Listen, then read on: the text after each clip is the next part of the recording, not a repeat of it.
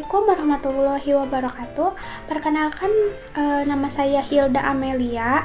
NIM saya 211130082, kelas HC semester 3. Di sini saya akan menjelaskan sedikit materi tentang sejarah ekonomi Islam. Ekonomi berdasarkan Islam memiliki sejarah yang amat panjang. Ilmu ekonomi Islam ini adalah sebuah studi ilmu pengetahuan yang muncul pada tahun 1970-an.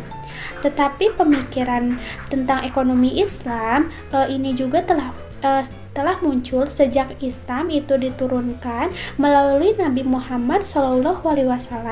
Rujukan utamanya itu adalah Al-Quran dan hadis. Maka pemikiran ekonomi ini juga bersamaan munculnya dengan diturunkannya Al-Quran dan masa kehidupan Rasulullah SAW. Nah, di sini juga membahas tentang sejarah ekonomi Islam pada masa Nabi Muhammad SAW. Tidak diragukan lagi bahwa Nabi Muhammad SAW adalah pemikir dan aktivis pertama ekonomi syariah.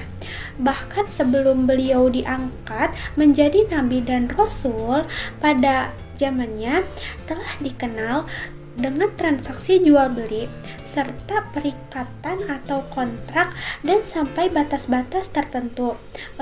Telah dikenal pula cara mengelola harta kekayaan negara dan hak rakyat di dalamnya. Berbagai bentuk jual beli dan kontrak termasuk telah diatur sedemikian rupa dengan cara menyerap tradisi dagang dan perikatan serta penyesuaian dengan wahyu baik Al-Quran maupun sunnah.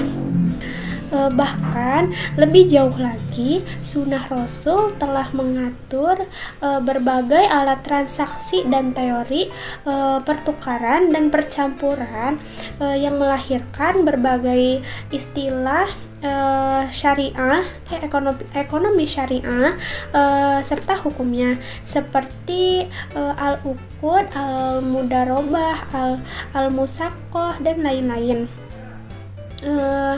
Sementara para aktivis awal di bidang ini adalah para sahabat beliau. Fase pertama pada tahun 1113 Hijriah sampai dengan 1058 Hijriah. Fase pertama yakni masa fondasi. Fase ini dimulai dari awal sejarah Islam hingga tahun 1058 Masehi. Ekonominya masih dibahas oleh para ahli fikih, filsuf, dan juga para sufi. Fase kedua dimulai pada tahun 450 sampai 850 Hijriah atau 1466 Masehi. Sejumlah ulama besar dalam sejarah tiga tokoh utama yang telah memberikan kontribusi pemikiran ekonomi itu adalah Imam Al-Ghazali, Ibnu Khaldun, dan Ibn. Fase ketiga ini dimulai pada tahun 850 Hijriah sampai dengan 1932 Masehi. Dalam laporan Siddiqi, hanya satu orang tokoh yang tampil dalam fase ini, yaitu Syekh Waliullah dengan karyanya Al-Baligh yang telah memberi konstitusi ekonomi. Sejalan dengan pandangan Ibnu Khaldun, ia juga berpendapat bahwa manusia adalah makhluk sosial.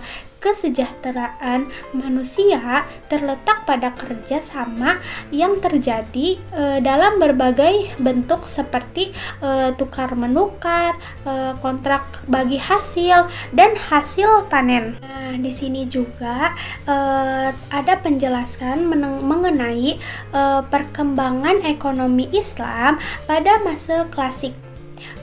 Yang fase pertama itu pertengahan tahun 1930-an muncul analisis masalah ekonomi sosial dari sudut syariah Islam. Yang kedua ini wujud kepeduliannya terhadap dunia Islam yang dikuasai oleh negara Barat. Yang ketiga, kebanyakan analisis ini berasal dari para ulama yang tidak memiliki pendidikan formal bidang ekonomi. Dan yang terakhir, langkah mereka membuka kesadaran baru tentang perlunya perhatian yang serius terhadap masalah sosial ekonomi. Ada juga fase kedua, yaitu yang pertama pada tahun 1970-an, pengembangan aspek tertentu dari ilmu ekonomi Islam. Yang kedua, terutama dari sisi moneter. Yang ketiga, banyak mengetengahkan pembahasan tentang bunga dan riba. Dan yang keempat, menawarkan alternatif pengganti bunga. Yang kelima, konferensi internasional diadakan di Mekah tahun 1976. Yang keenam, konferensi internasional tentang Islam dan ekonomi internasional di London 1977. Fase yang ketiga ini, yang pertama, upaya-upaya praktikal operasional dalam merealisasikan perbankan Islam di sektor publik atau swasta. Yang kedua, bank-bank Islam banyak didirikan di negara-negara muslim, misalnya di Eropa dan Amerika. Yang ketiga, kelemahan dan kekurangan konsep bank Islam terus disempurnakan. Dan yang keempat, kekuasaan real dan keniscayaan sebuah teori keuangan Islam. Dari penjelasan di atas dapat disimpulkan bahwa dalam sejarah perkembangan ekonomi Islam terdapat 3 fase. Fase pertama, fase kedua, dan fase ketiga. Dan pada periode berikutnya dilanjutkan dengan masa di mana banyak lahir tokoh-tokoh pemikir kontemporer hingga sekarang yang lebih memfokuskan perhatian terhadap bidang ekonomi Islam yang lebih sistematis. Maka dari beberapa keterangan yang telah diuraikan, sejarah membuktikan bahwa peletak dan penemu dasar-dasar keilmuan adalah para pemikir muslim. Sekian yang dapat saya jelaskan mengenai materi sejarah ekonomi Islam. Kurang lebihnya saya mohon maaf. Wabillahi taufiq walhidayah. Wassalamualaikum warahmatullahi wabarakatuh.